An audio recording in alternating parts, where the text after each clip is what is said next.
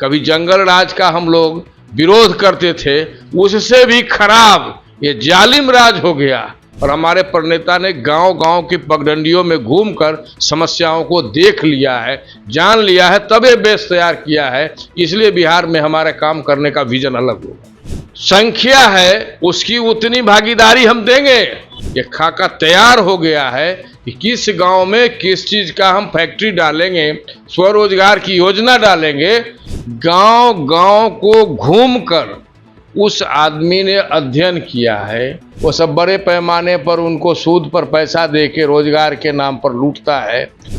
नमस्कार, आप देख रहे हैं मुजफ्फरपुर वाव। मेरा नाम रुपेश सिंह है। देखिए, बिहार में चुनावी साल है और 2-3 महीने बाद कह सकते हैं कि चुनाव होनी है और ऐसे में सारी पार्टियां जो है तैयारी में जुट गई है। ऐसे में जन सुराज पार्टी भी आई है और जनता में काफ़ी जो है इस पार्टी को लेके बातें सुनने को मिल रही है। और जो जन सुराज के सूत्रधार है प्रशांत किशोर, वो बिहार में सभी लोगों से मिल रहे हैं, पूरे दौरे पे हैं, निकले हुए हैं और जनता की समस्याओं को सुन रहे हैं। ऐसे में हमारे साथ बात करने के लिए जन सुराज के संस्थापक सदस्य सह कोर कमेटी के सदस्य हैं वीरेंद्र राय जी। क्या कहेंगे इस बार जो है जन सुराज की क्या विजन रहेगी बिहार में?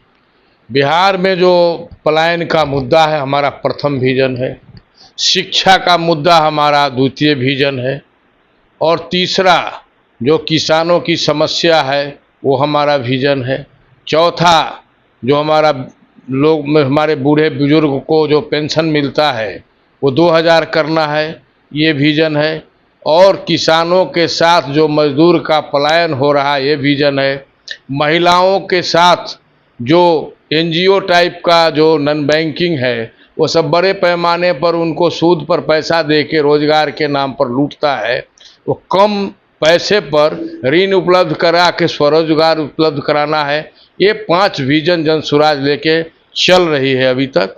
अच्छा, बिहार में विकास कैसे करेंगे? चूँकि जो है हमेशा देखा जाता है कि नेता आते हैं और वादा करते हैं लेकिन जीतने के बाद वादा पूरा करते नहीं है। तो जन सुराज ऐसा क्या कुछ खास करने वाली है? जन सुराज के प्रणेता प्रशांत किशोर जी ने हर गांव को घूमकर वहाँ की समस्या, वहाँ के रोजगार की समस्या, पलायन की समस्या, महिलाओं की समस्या, किसानों की समस्या, शिक्षा की समस्या, गांव-गांव को घूमकर उस आदमी ने अध्ययन किया है, डाटा तैयार किया है कि कहाँ केला का उत्पादन होगा, कहाँ का लीची का उत्पादन होगा, कहाँ मसाला का उत्पादन होगा, किस चीज़ से कहाँ रोजगार मिलेगा।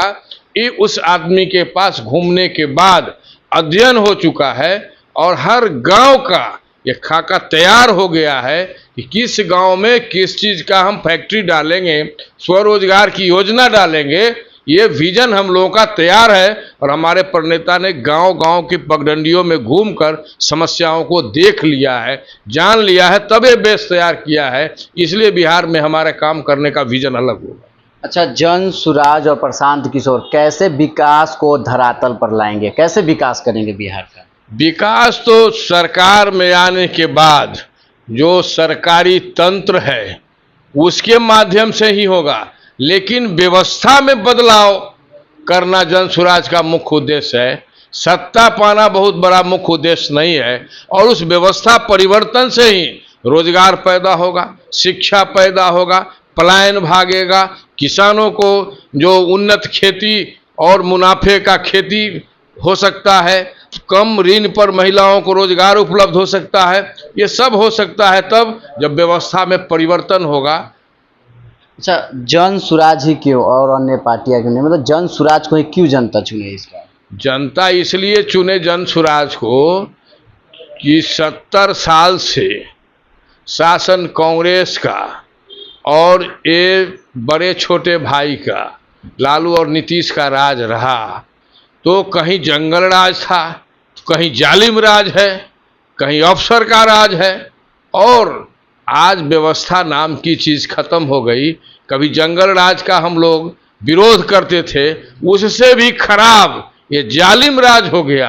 और ये जातंकवाद जो हुआ है जाति के नाम पर, वो आतंकवाद से भी ज़्यादा खतरा मूलक है। अच्छा, जन सुराज जाति को लेके मतलब जाति जो है इस सभी पार्टियों को देखा जाता है कि एक व्यक्तिगत जाति को लेके वोट करती है, जाति को लेके राजनीति करते हैं, तो जन सुराज तो जाति को लेकर राजनीति नहीं ना करेगी।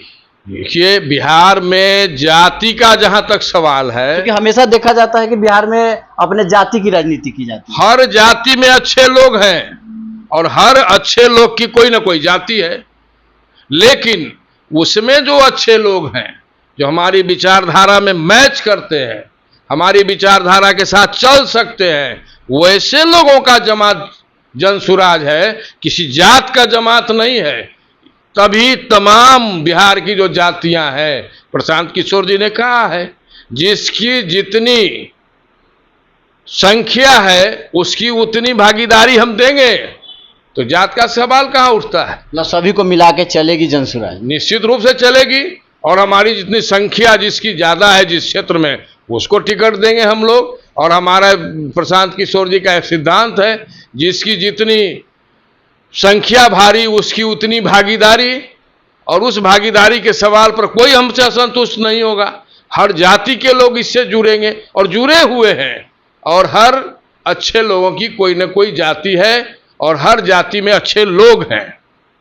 अच्छा, सरकारें आती है जाती है, लेकिन बिहार का सबसे बड़ा जो मुद्दा है वो पलायन का रहता है, तो इसको कैसे देख रही है जन सुराज या जो इनके संस्थापक हैं, कैसे देख रहे हैं इसको? पलायन का मुद्दा जहां तक है, बड़े लोग का सबसे पहले पलायन हो गया।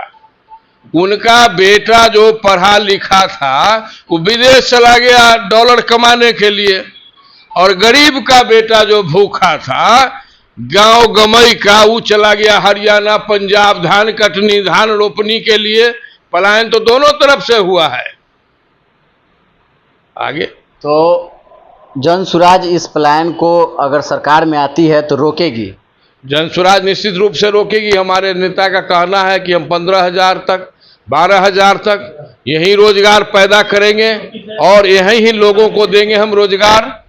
तो जब रोजगार मिल जाएगा 15,000 12,000 तक, तो हम लोग क्यों जाएंगे, हमारा बेटा पोता क्यों जाएगा बाहर, हमारी नई नवेली दुल्हन के साथ अपने बच्चों के साथ नहीं रह के वो गांव गमई छोड़ के हरियाणा पंजाब के खेती को और बिल्डिंग जो बहुमंजिली इमारत है उस पर ईंट ढोने का काम बिहार का लोग करता है। और जब प्रधानमंत्री आते हैं तो बोलते हैं कि बिहार में से मजदूर को जाने के लिए गाड़ी भेज रहे हैं, गाड़ी खोल रहे हैं। ऐसा भारत के प्रधानमंत्री का आकलन है कि बिहार जो है लेबर सप्लायर स्टेट है, लेकिन ऐसी बात नहीं है। जन सुराज का जब राज होगा तो गुजरात का लोग बिहार में काम करने आएगा, उस दिन जन सुराज की सफलता सामने नजर आएगी। तो आपने सुना, क्या कुछ कहना है वीरेंद्र राय जी? क्या कहीं ना कहीं जो बिहार में सबसे बड़ी समस्या है वो बिहार का मजदूरों का पलायन है, जो दूसरे राज्य में जाके काम करते हैं। तो जन सुराज का सबसे बड़ा जो मुद्दा है वो है पलायन को रोकना और कहीं ना कहीं अदर स्टेट के लोगों को यहीं पे रोजगार देना। तो देखते रहिए तमाम खबरों के लिए मुजफ्फरपुर। हमें दीजिए नमस्कार।